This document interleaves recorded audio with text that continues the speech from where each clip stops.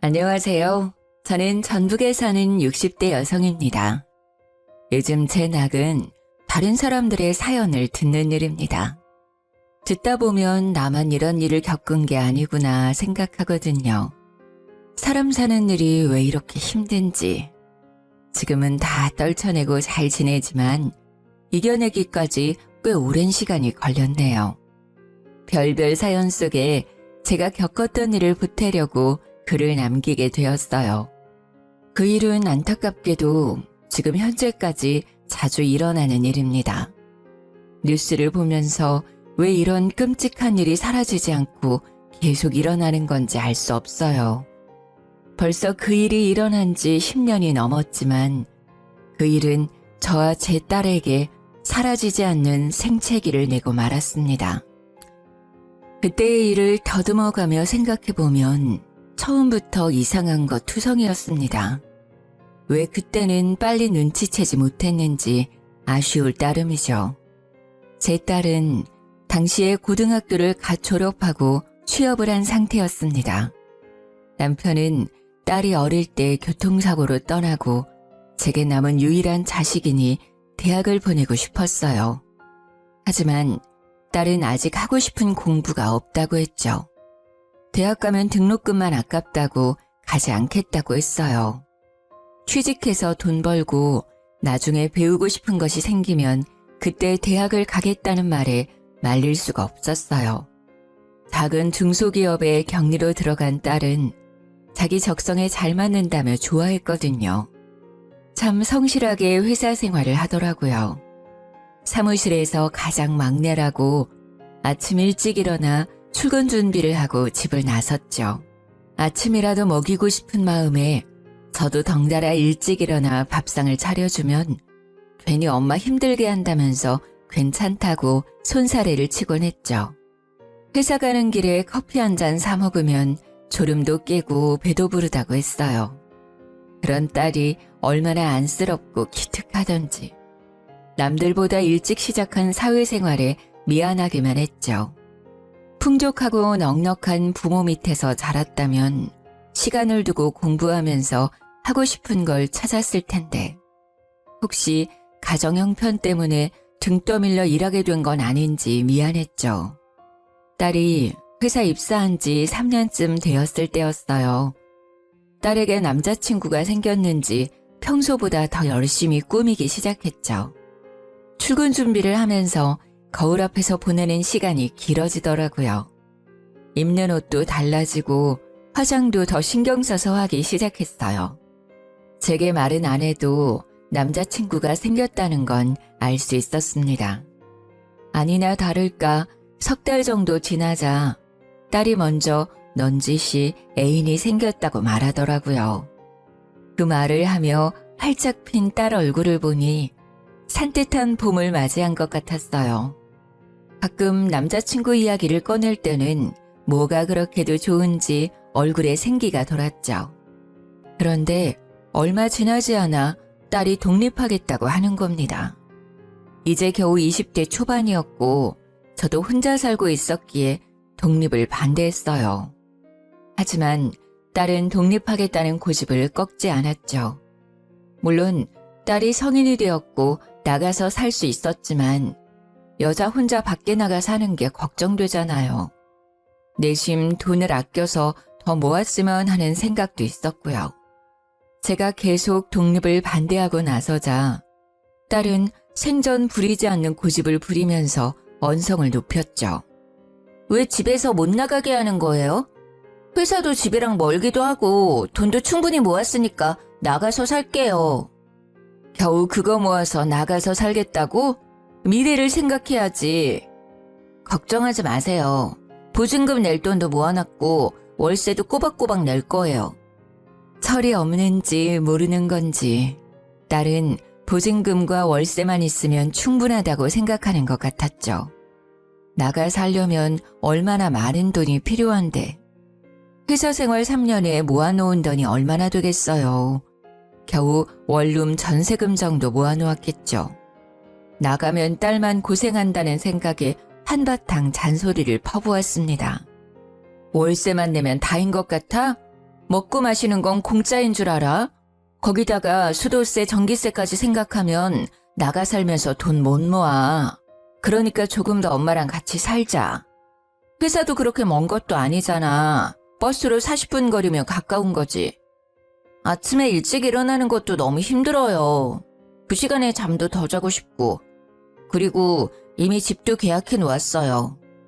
이미 계약을 끝냈다니 할 말이 없더라고요. 그렇게도 저와 떨어져 살고 싶은 것인지 서운한 마음이 더 앞섰죠. 자식 키워놓아봤자 아무 소용 없구나 싶기도 했고요.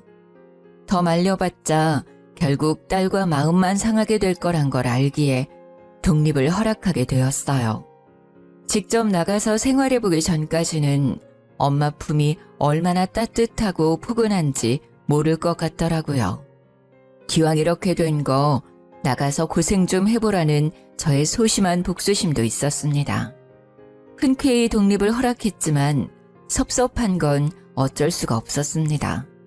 심지어 연락까지 뜸해지기 시작했거든요. 잘 먹고 지내는 건지 집에서 지낼 때는 시집 가면 신물나게 하게 될 것을 알기에 설거지조차 시킨 적이 없었죠. 그러니 매 끼니 걱정도 되고 작은 원룸이라도 깨끗이 잘 치우고 사는지 걱정을 안 할 수가 없었습니다. 거기다 혼자 사는 여자를 노리는 범죄가 늘어났다는 뉴스를 보고 나니 더 딸 집에 가보고 싶었죠. 이사 첫날에 둘러보고 한 번도 가지 않았거든요. 기왕 가는 김에 반찬도 가져다주고 살림살이도 다시 살필 생각이었죠. 딸아이 먹일 반찬을 준비하고 일부러 퇴근 시간에 맞춰 원룸으로 향했어요. 딸, 어디야? 회사 끝났지? 엄마 지금 네 집 앞인데 좋아하는 반찬 만들어 왔어. 우리 집 앞이라고? 아, 정말 조금만 기다려요. 저 거의 도착했거든요. 딸은 제 전화에 놀랐는지 목소리가 높아져 있었습니다. 5분 정도 기다리자 딸이 헐레벌떡 뛰어오더라고요. 저는 속으로 그래도 내심 엄마가 보고 싶었구나, 오길 잘했다 싶었어요. 그런데 딸이 제 손에 들린 반찬통을 낚아채듯이 빼앗아 들더니 저보고 이만 돌아가라고 하더라고요. 엄마, 잘 먹을게요. 이만 돌아가세요. 너무 당황했죠. 어젯밤부터 딸 얼굴 볼 생각에 들떠 있었는데 바로 돌아가라니. 무슨 말이야.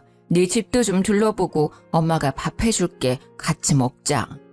국 끓일 재료도 다 준비해왔는데. 저 약속 있어서 나가봐야 해요. 다음에 제가 집으로 갈게요. 딸은 원룸으로 들어가려는 저를 막아서더니 등 떠밀며 내쫓더라고요. 아무리 약속이 있어도 잠깐이라도 집안에 들여보내줄 수 있는 거잖아요. 얼굴 본 지 5분도 안 돼서 돌아가라니 너무 서운하더라고요. 안 본 사이에 마른 것 같은 게 밥도 잘 안 챙겨 먹는 것 같아 속상하기까지 했죠. 밥 한 끼 해먹이는 게 뭐가 이렇게 어려운 것인지 딸을 쳐다보며 살짝 앞머리를 넘기는데 오른쪽 이마 밑으로 시퍼런 멍자국이 보였어요. 너 이마 왜 그래? 어디서 다쳤어? 아무것도 아니에요. 계단 내려오다가 굴러서. 크게 다친 거 아니니까 걱정하지 마세요. 조심해야지. 다른 데는 다치지 않았어? 계단에서 굴렀다니 깜짝 놀라지 않을 엄마가 어디 있을까요? 재빨리 딸 팔을 잡고 옷소매를 걷어 올렸죠. 그런데 팔뚝에도 시퍼런 멍자국이 있는 거예요. 아니 어떻게 굴렀길래 온몸에 온통 멍자국이야. 조심 좀 하지. 아유 세상에. 병원은 가봤어? 딸은 옷소매를 내리며 저를 안심시켰죠. 괜찮아요. 뼈 같은 데는 안 다치고 몸에 타박상만 입었어요. 먹령고 잘 바르면 금방 괜찮아진대요. 어두워지기 전에 어서 돌아가세요. 평소에 얌전하고 점잖은 아이였기에 계단에서 굴렀다는 말 자체가 믿기지 않았어요. 하지만 당시에는 딸이 그렇다고 하면 믿을 수밖에 없었죠. 독립 후 제게 사적인 말은 더 이상 하지 않았고 집에 자주 찾아오지도 않으니 알 수가 없었어요. 홀로서기를 하는 딸을 응원해 주어야 하는지 아니면 다시 제 곁으로 데려와야 하는 것인지 감이 안 서더라고요. 쉽사리 발이 안 떨어졌죠. 돌아가지 않고 멀뚱하게 쳐다보고 있으니 딸이 제 손을 꽉 잡았어요. 엄마, 연락할 테니까 걱정하지 말고 돌아가세요. 저 정말 괜찮아요. 딸 얼굴에 옅은 미소가 피어오르자 그제야 떨어지지 않는 발걸음을 돌렸어요. 돌아가는 버스 안에서 무슨 일 있었으면 내게 말했겠지. 별일 없을 거라고 시끄러운 마음을 다독였죠. 제가 딸 인생을 다 살아줄 수 있는 것도 아니고 딸이 별일 아니라고 말했으니 믿어야죠. 딸이 독립한 지 반년쯤 됐을까요? 해외로 여행을 다녀오겠다고 하더라고요. 첫 해외여행이어서인지 목소리가 한껏 부풀어 올라 있었죠. 엄마, 저 며칠 동안 연락 없을 거예요. 세부로 여행 가기로 했거든요. 세부? 거기 동남아시아 아니니? 혼자 갈 리는 없고 누구랑 가는 거야? 며칠 동안 가는데? 3박 5일로 다녀올 거예요. 남자친구랑 다녀올 거니까 너무 걱정하지 마세요. 남자친구와 해외여행이라니. 다 큰 딸을 안 보낼 수도 없고 왠지 마음이 찝찝했지만 어쩔 수 없이 허락했어요. 남자친구 얼굴이라도 본 적 있으면 안심할 텐데 딸과 사귄 지 1년이 다 되어 가도록 얼굴도 본 적이 없었어요. 데리고 오라고 하면 남자친구 바쁘다, 오늘은 일이 있다며 피하더라고요. 그때 미리 남자친구를 만나봤다면 저는 절대 딸을 남자친구와 단둘이서 여행을 보내지 않았을 거예요. 그 여행은 저와 딸에게 일어난 끔찍한 사고의 서막이었으니까요. 딸이 여행을 떠나고 돌아올 시간이 일주일이나 지날 때였어요. 딸에게 돌아왔다는 연락이 오지 않았죠. 여행을 다녀와서 정신이 없어서 그런가 생각하고 다시 전화를 걸었지만 역시 전화를 받지 않았죠. 이렇게 길게 연락이 되지 않으니 무슨 일이 생긴 건 아닌가 걱정이 되기 시작했죠. 같이 간 남자친구 전화번호라도 알아놓았다면 걱정이라도 덜 될 텐데. 저는 그때까지 딸 남자친구에 대해 아는 것이 없다는 것을 깨달았죠. 순간 이렇게 딸에게 무심했나 싶더라고요. 며칠을 더 기다려봐도 딸에게 연락이 없자 딸 집으로 찾아갔어요. 딸 집 초인종을 누르면서 문을 두드렸죠. 그런데 문을 열고 나온 사람은 딸이 아닌 남자였어요. 누구세요? 여기 저희 딸 집인데? 남자는 저를 보며 난감한 표정을 지었어요. 안녕하세요, 어머니.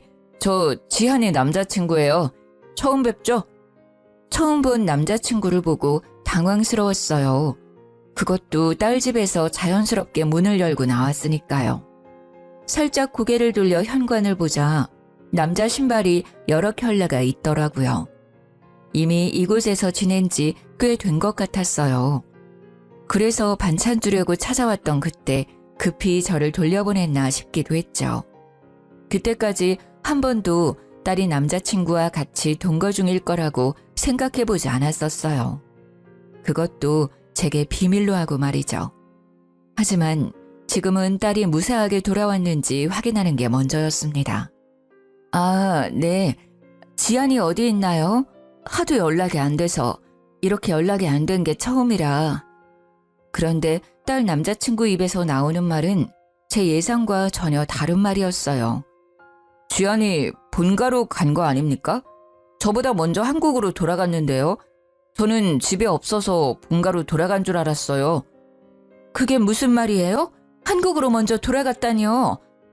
그게 여행 도중에 싸웠거든요. 그랬더니 지안이가 화가 많이 났는지 집으로 먼저 돌아간다고 호텔로 갔어요. 저도 뒤늦게 호텔로 돌아와 보니 지안이 짐이 이미 사라졌길래 먼저 돌아갔다고 생각했거든요. 그 말은 제 딸이 실종됐다는 말인가요? 그런 것 같네요. 저도 방금 한 사실이라. 저를 당황하게 한 것은 딸이 실종되었다는 말도 있었지만 그런 말을 정말 태연하게 하는 남자친구였어요. 동거 중인 여자친구가 실종되었는데 걱정 없는 마른 장작처럼 툭 하고 내뱉는 그 남자의 모습에 소름이 돋아올랐죠. 차분하게 무표정으로 서 있는 남자를 보고 분노가 치밀어 올랐죠. 50년 이상 살아온 제 촉이 딸이 사라진 것은 이놈과 연관이 있다고 가리켰어요. 당신이 내 딸 어떻게 한 거 아니야? 어떻게 여자친구가 말도 안 통하는 타국에서 사라졌다는데 그렇게 태어날 수가 있어? 내 딸 어디 있어? 빨리 데려와! 저한테 왜 그러세요? 저도 방금 알았다고 했잖아요. 저도 지금 지안이가 어머님 댁에 있는 줄 알았다니까요? 되레 저한테 큰 소리를 치더라고요. 저는 가방에서 핸드폰을 꺼내 경찰에 신고했어요. 아무리 생각해도 제 딸이 사라진 게 이상한 일이었으니까요. 10분 뒤 출동한 경찰에게 저는 딸 남자친구가 의심된다고 말했죠. 아무래도 이 남자가 수상해요. 제 딸과 함께 여행 가서 혼자였단 말이에요. 제 딸이 돌아와야 할 날짜가 벌써 열흘이 넘었는데. 저는 정말 억울하다니까요. 먼저 한국 간다고 짐까지 챙겨 나가버린 걸 저보고 어쩌라는 말입니까? 정말 어머님 댁에 있는 줄 알았다니까요. 아이씨. 두 분 다 진정하세요. 일단 실종 신고부터 하시고 필리핀 현재 경찰에게 수사 요청부터 해보죠. 딸 남자친구는 얼굴이 새빨개지면서 욕까지 내뱉었죠. 이런 폭력적인 남자와 내 딸이 만나고 있었다니 순간 아찔해졌습니다. 심증은 있지만 증거가 없으니 마냥 우길 수도 없고 경찰이 하루빨리 제 딸을 찾아주길 바랄 뿐이었죠. 집으로 돌아와 딸을 찾았다는 연락만 기다렸습니다. 그때까지는 딸을 쉽게 찾을 수 있을 거라고 생각하고 있었죠. 하루하루 시간은 가는데 경찰서에는 연락이 없었어요. 딸이 실종된 지 한 달쯤 되어가자 참다 못한 제가 먼저 전화를 걸었습니다. 저기 실종 신고한 최지안 엄마인데요. 수사가 어떻게 진행되고 있는지 알고 싶어서 연락드렸어요. 아, 네. 필리핀에서 실종됐다고 하셨죠? 어머니, 죄송합니다. 최근 필리핀은 외국인 대상으로 범죄율이 너무 높은 나라라서요. 거기다 밤에 짐까지 들고 나갔다고 하면 못 찾는 경우가 허다해서 말이죠. 찾는데 시간이 걸릴 것 같네요. 경찰 말은 딸을 찾지 못한다는 말이나 마찬가지였죠. 저도 필리핀에서 최근 한국인 대상으로 범죄가 심각하다는 뉴스를 받기에 속만 태울 수밖에 없었습니다. 하지만 어떻게 어미가 되어서 자식이 타지에서 죽었는지 살았는지 모르는 상태로 가만히 있을 수가 있겠습니까? 딸 혼자 사라진 게 아닐 거예요. 그 남자친구가 수상하다니까요. 여자친구가 사라졌는데 너무 태어난 게 말도 안 되잖아요. 한 번만, 제발 한 번만 조사 좀 해주세요. 그래서 저희도 조사했죠. 하지만 증거가 없어요. 따님이 묵었던 호텔 CCTV가 고장나는 바람에 아무것도 찍히지 않았어요. 아시겠지만 필리핀이 워낙 치안도 안 좋고 우리나라처럼 방범용 CCTV가 설치된 곳이 드물어요. 지금으로는 방법이 없어요.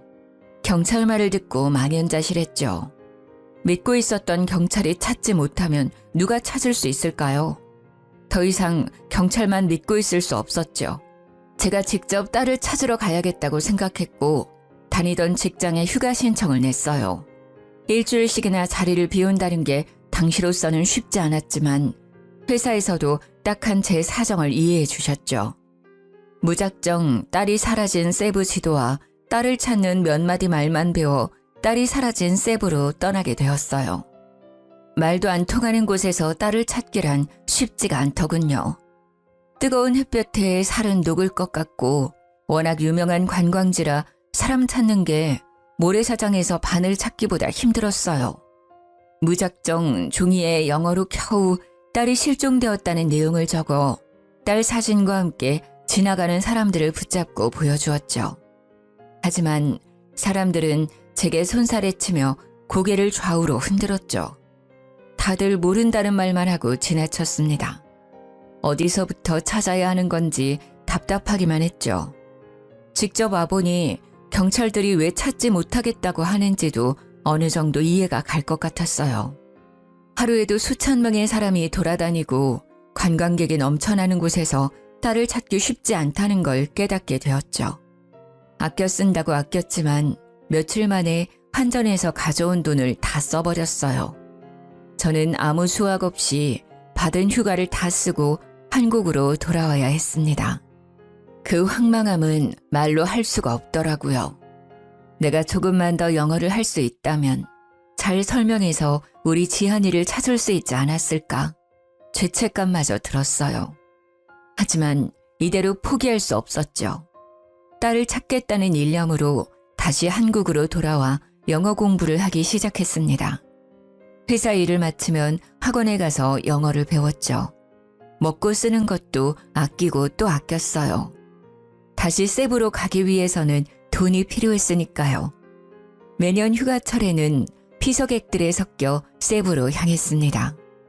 공부한 보람이 있는지 사람들이 하는 말을 조금씩 알아들을 수가 있었죠. 하지만 제 딸은 어디로 사라졌는지 행방을 알 수가 없었어요. 다시 빈손으로 한국으로 돌아왔을 때는 정말 절망스럽더라고요. 그래도 딸을 찾는 걸 포기할 수는 없었습니다. 딸은 제 인생을 포기할 만큼 제 전부였죠. 제가 못 먹고 못 입어도 딸에게만큼은 잘해주고 싶었어요. 가정 형편이 좋지 못해서 더 챙겨주지 못했던 것이 더 마음이 아팠죠. 딸은 세부 어딘가에서 분명 저를 기다리고 있다는 생각에 괴로웠어요. 딸이 사라진 지 5년 정도 시간이 흐르자 가슴속에서 불덩이가 자란 듯이 가슴이 답답해오고 속이 뜨거워지기 시작했죠. 그럴 때마다 목욕탕에 가서 뜨거운 기운이 가실 때까지 찬물에 들어갔다가 나오기를 반복했어요. 그렇게 가슴에 뜨거운 불덩이가 식기를 바랐죠. 일주일에도 몇 번씩 가슴속 불덩이를 식히기 위해 목욕탕을 찾게 되었어요. 그날도 찬물에 들어갔다가 나와 몸 구석구석 씻고 있는데 가슴 쪽에 몽우리가 잡히더라고요. 폐경기 여자들에게 유방암이 흔하다는 말을 들어서인지 걱정이 되었죠. 바로 다음 날 병원으로 찾아가서 정밀 검사를 받게 되었어요. 혹시나 하는 예상은 틀리지 않더라고요. 유방암이시네요. 가슴 아래쪽에 1cm가량의 종양이 발견되었어요. 아직 크기도 작고 림프절의 전이도 안 된 상태네요. 암이라니. 아직 딸을 못 찾았다는 생각에 눈앞이 캄캄해지더군요. 그럼 얼마나 살 수 있는 건가요? 너무 걱정하지 마세요. 유방암 초기니까 항암 치료만으로도 충분히 제거할 수 있어요. 의사의 다정한 위로에도 아무것도 들리지 않았어요. 저는 조용히 일어나 진료실을 나왔습니다.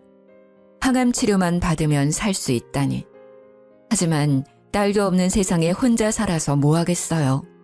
그때는 모든 희망을 잃어버린 것 같았죠. 캄캄한 방 안에서 누워있는데 무엇을 해야 하는지 모르겠더라고요. 눈물만 흐르고 세상 모든 게 원망스러웠죠. 손끝 하나에도 힘이 들어가지 않았어요. 이대로 죽으면 딸을 만날 수 있을까 하는 바보 같은 생각까지 들더군요. 그때 벽에 걸린 가족 사진이 눈에 들어왔어요.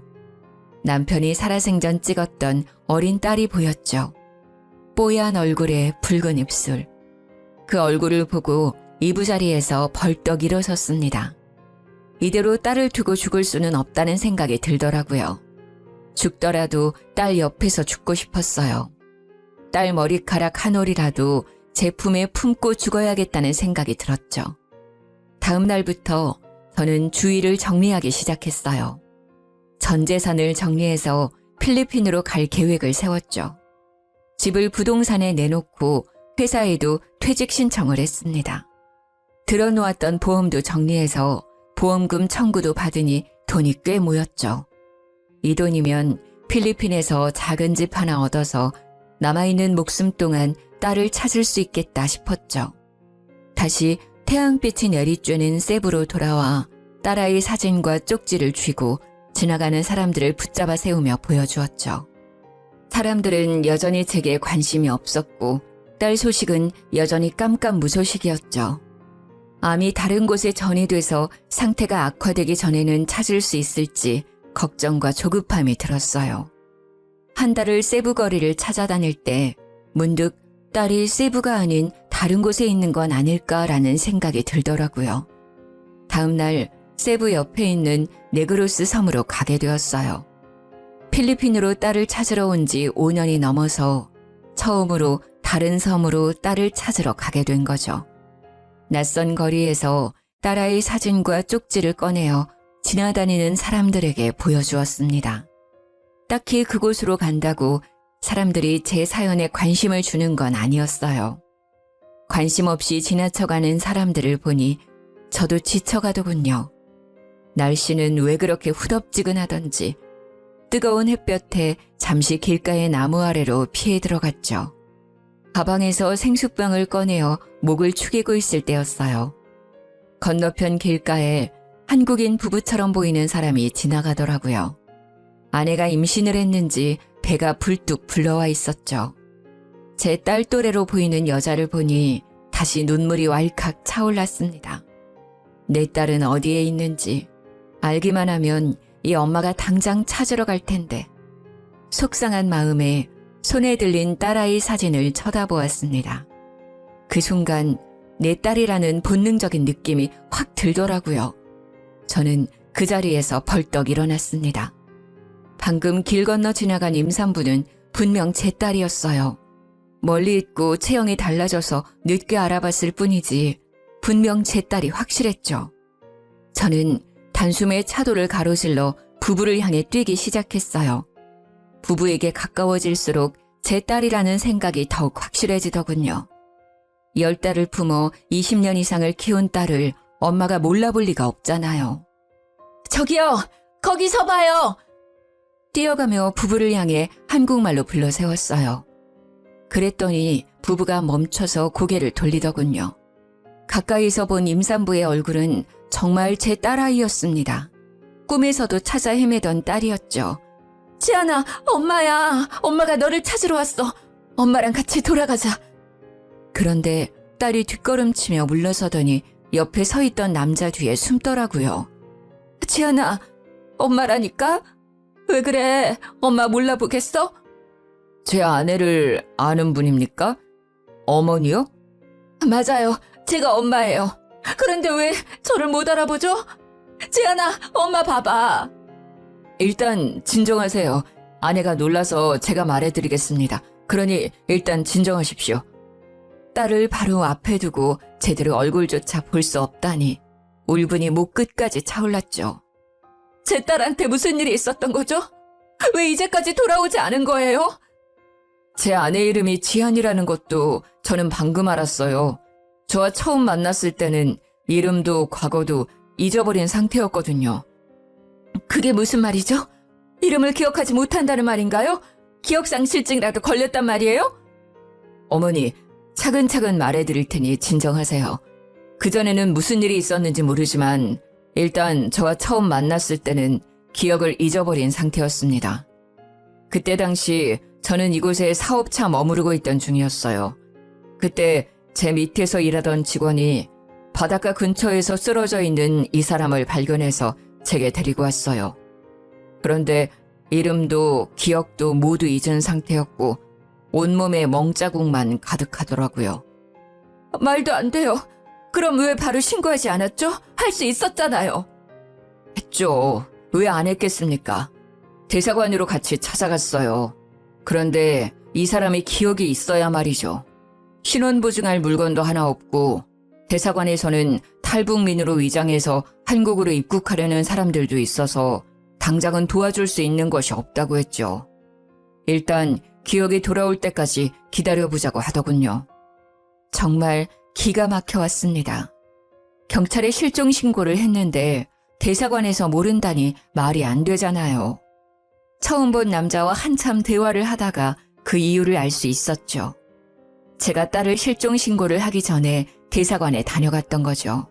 빨리 딸을 실종 신고만 했더라도 이렇게 엇갈리지는 않았을 텐데 딸을 기다린 열흘의 시간이 원망스러웠죠. 사위는 5년 동안 딸을 보살폈다고 하더군요. 사업차 필리핀에 왔지만 도저히 딸을 두고 한국으로 갈 수 없었다고 했어요. 어쩔 수 없이 같이 지내다 보니 정도 들고 서로 사랑하게 되면서 같이 살게 되었다고 했습니다. 그동안 딸을 무사히 보살펴 주었다니 너무 감사했어요. 정말 고맙습니다. 제 딸을 살려주셔서 너무 고마워요. 그동안 잘 보살펴줘서 너무 감사합니다. 아닙니다, 어머니. 이제라도 다시 만나서 다행입니다. 지안아, 무슨 일이 있었는지 엄마한테 말해봐. 무슨 일이 있었던 거니?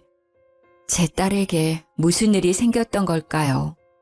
무슨 일이 있었길래 낯선 타국에서 기억까지 잊어버리고 5년 동안 있어야 했던 걸까요?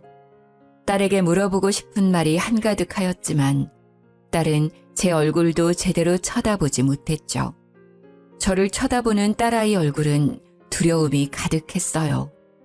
그동안 필리핀에서 딸을 그렇게 찾았어도 못 찾은 이유가 있더라고요. 딸은 불안증 때문에 거의 집 밖으로 나간 적이 없다고 합니다. 최근에는 아이를 임신해서 병원 정도만 다닌다고 해요. 벌써 임신 7개월에 들어섰다고 했죠. 어머님, 일단 이 사람한테 시간이 필요할 거예요. 지금도 작은 소리만 나도 무서워해요. 우리 집으로 같이 가시죠. 저는 남자와 함께 집으로 향했어요. 제게 사위가 될 이 남자는 필리핀에서 라텍스 제품을 사서 한국에 수출하는 일을 하고 있었죠. 거리가 좋아서 살림살이는 번듯해 보였습니다. 그럼 이제 어머님이 아내 신원보장을 할 수 있으니 여권을 재발급해야겠군요. 네, 일단 딸아이를 한국으로 데려가고 싶은데 괜찮을까요? 네, 안 그래도 아내 출산이 2달 정도밖에 남지 않아서 걱정이었거든요. 아직 이곳은 의료시설이 낙후되어 있거든요. 저희는 바로 다음 날 대사관에 여권 재발급을 신청하게 되었어요. 그동안 신고 기록과 딸아이의 병원 진료 기록 등을 제출하니 쉽게 여권을 발급해 주더군요. 딸과 다시 한국으로 돌아갈 생각을 하니 마음이 들떴어요. 여권이 나오자 저희는 바로 한국으로 출국하게 되었죠. 한국으로 왔지만 이미 집까지 팔아서 필리핀으로 갔던지라 당장 지낼 곳이 없었어요. 그런 제게 사위가 먼저 같이 지내자고 했죠. 장모님, 괜찮으시면 우리 집에서 같이 지내는 건 어떠세요? 사위는 한국과 필리핀을 오가면서 지내서 이미 한국에 집을 가지고 있었거든요. 저는 사위 말에 너무 고마웠죠. 아무리 장모라고 해도 얼굴 본 지 겨우 1달밖에 되지 않은 사이잖아요. 정말 그래도 되겠어? 자네가 불편하지 않겠어? 당연하죠. 장모님이 곁에 있으면 집사람도 불안증이 안정될 것 같고 좋을 것 같아요. 혼자 지내시기도 적적하시잖아요. 정말 고맙네. 이렇게 나까지 챙겨줘서. 다정한 사위 덕분에 저는 딸과 떨어지지 않고 지내게 되었죠. 사위 말대로 딸과 함께 지내니 처음에는 낯설어하던 딸도 적응해가는 것 같았어요. 며칠 지나니 제게 먼저 다가와 말을 걸더라고요. 식사 하셨어요? 뭐라도 드실래요? 아직 밥 먹을까? 너 계란장조림 좋아하지? 엄마가 해놨어. 그거랑 된장찌개 금방 끓여서 밥 먹자. 딸을 소파에 앉히고 점심을 준비하기 시작했죠. 먼저 다가오는 딸이 얼마나 기특하던지. 된장찌개를 끓이는데 왈칵 눈물이 밀려오더라고요.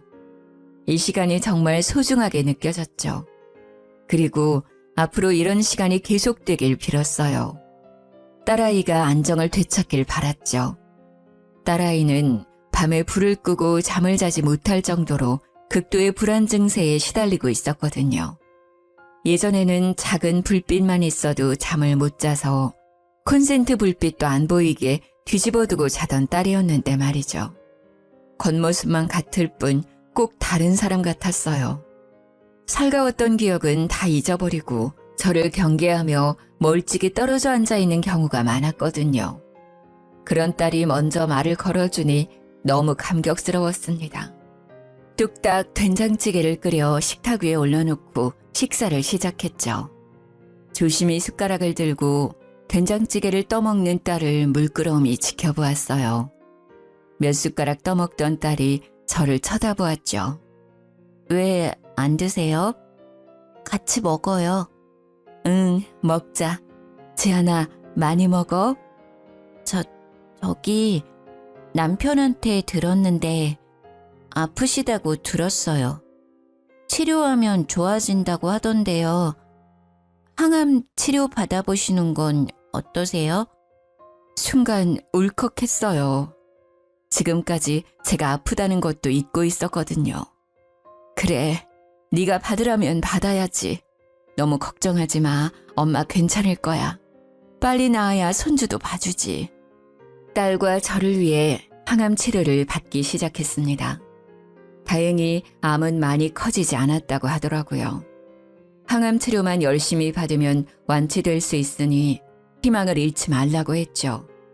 항암 치료를 받기 시작한 지 얼마 되지 않아 딸은 건강한 손녀를 출산했어요. 자꾸 꼬물거리는 손녀를 보니 마음이 복받쳐왔죠. 빨리 암을 이겨내고 손녀와 딸에게 돌아가고 싶었어요.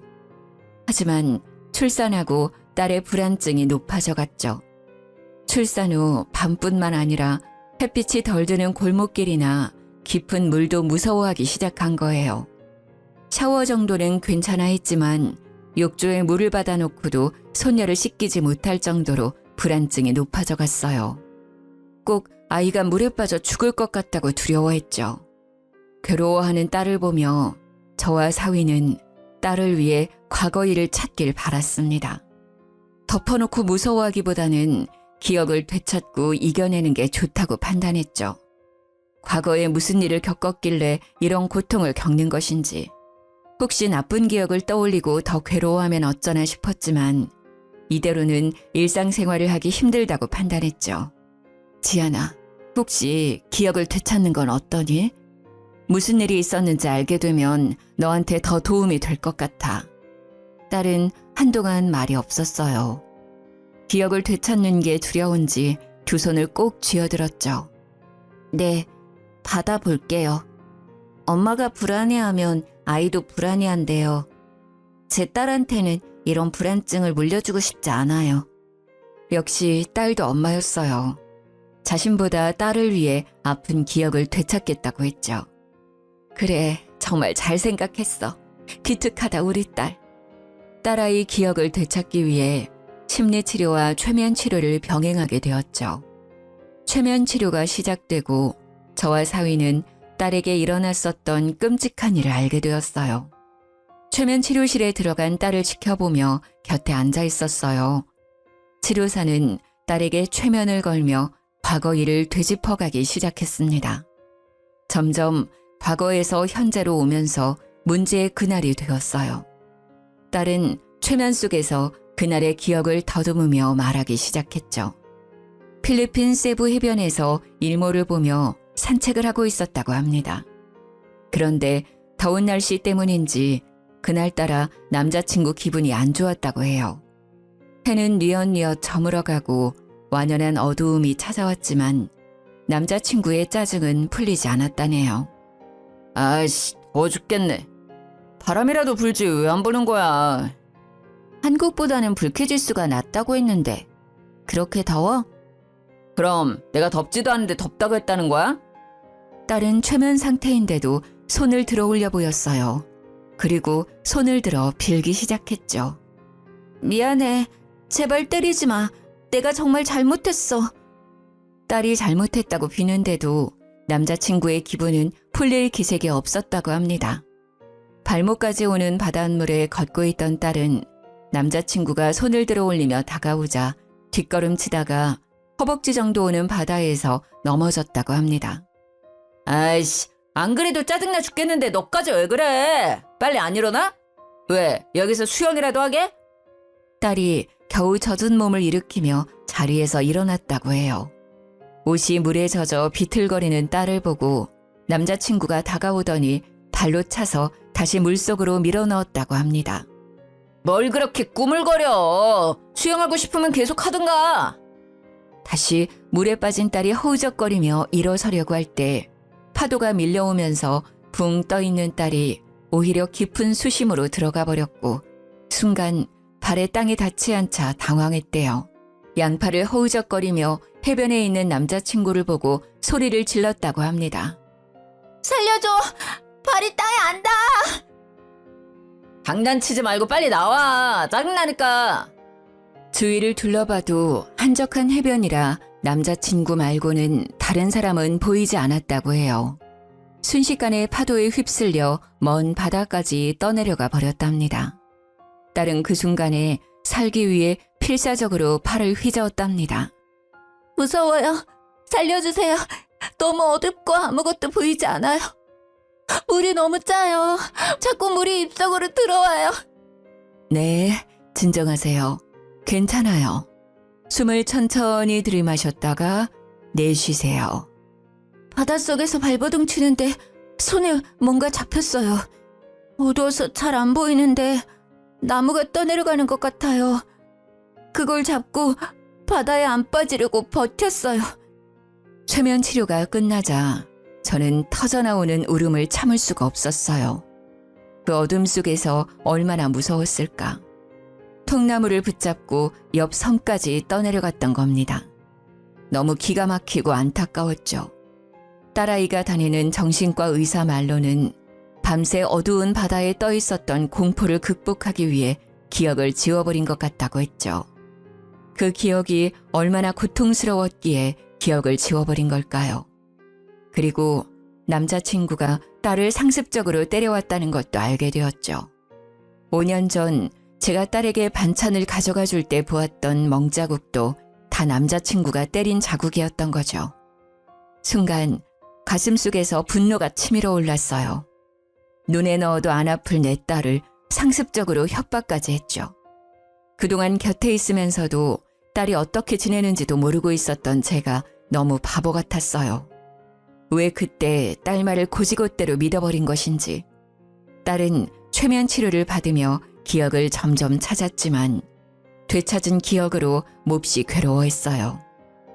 엄마 죄송해요. 독립한 것도 남자친구가 자기가 지낼 곳이 없다고 저보고 집 구하라고 했어요. 그리고 엄마가 아시면 반대할 테니까 몰래 살게 했는데 같이 살다 보니 몰랐던 폭력성이 보이더라고요. 도망가려고 하니까 자기 말 안 들으면 엄마까지 때린다고 협박해서 도망칠 수가 없었어요.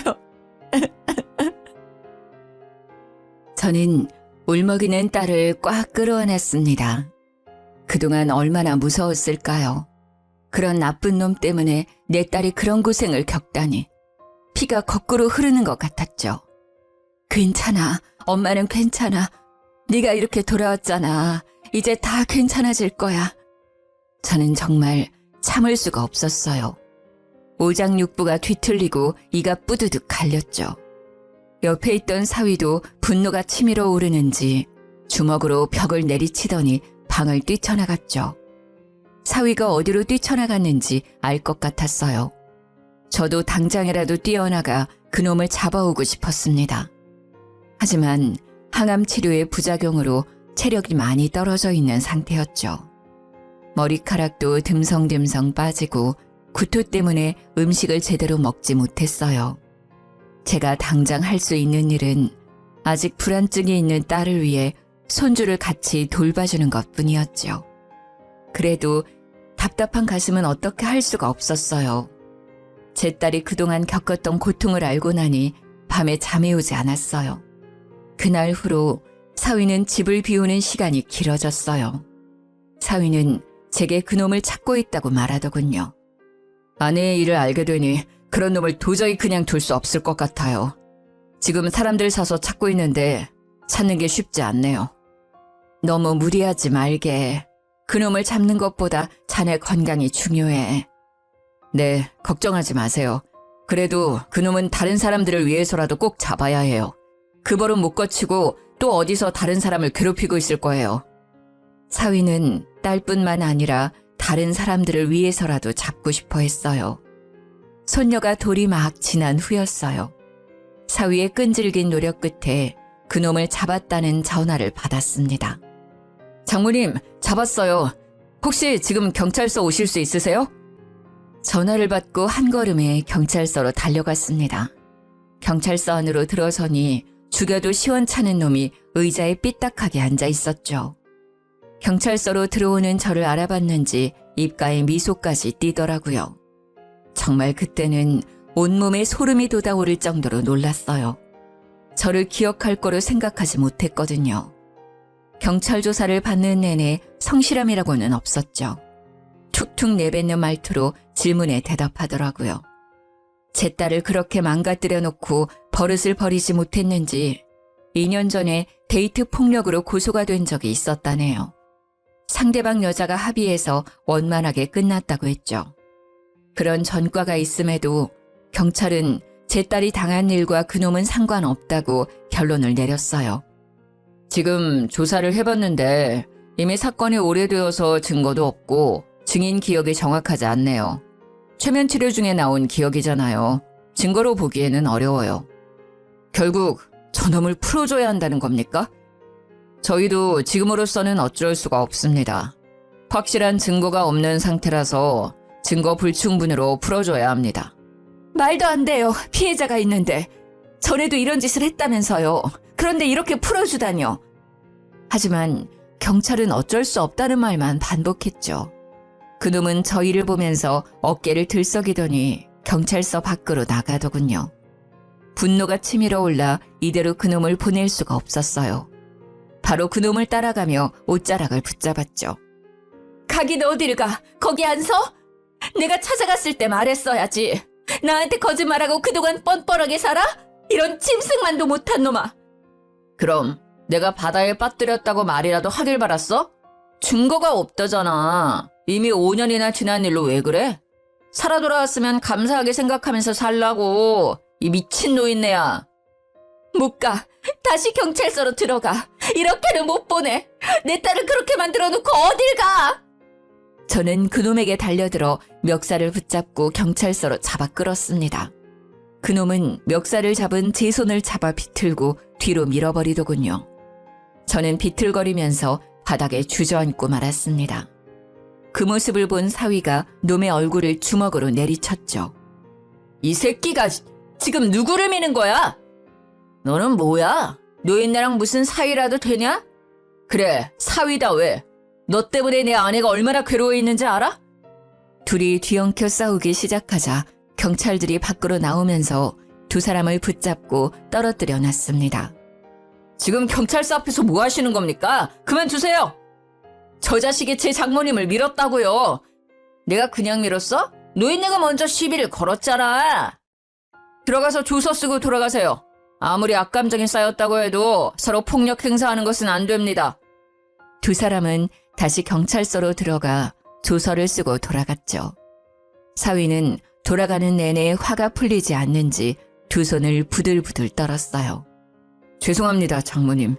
분명 잡아서 처벌을 받게 하려고 했는데 이렇게 될지 몰랐어요.